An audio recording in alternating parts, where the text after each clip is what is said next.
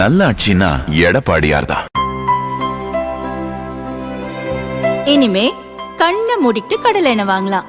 ஏன்னா மந்த்ரா கடலை எண்ணெய் இதயத்தின் தயாரிப்பு. வறுக்க பொரிக்க ஏன் எல்லா சமையலுக்கும் மந்த்ரா தான். மந்த்ரா கடலை எண்ணெய், அபார ருசி, ஆரோக்கியமான உடல் நலம்.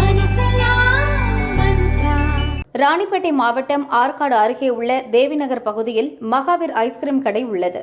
ராஜஸ்தான் மாநிலத்தைச் சேர்ந்த 46 வயது பவன்லால் கடையை நடத்தி வந்தார்.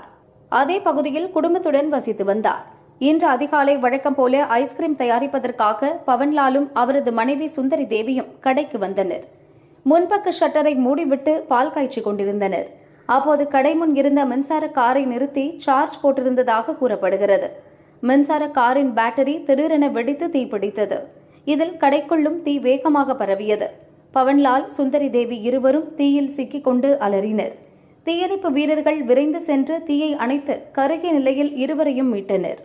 மருத்துவமனைக்கு கொண்டு செல்லும் வழியில் இருவரும் உயிரிழந்தனர். பிரேத பரிசோதனைக்காக ஆற்காடு மருத்துவமனைக்கு இருவரது உடல்களையும் போலீசார் அனுப்பி வைத்தனர்.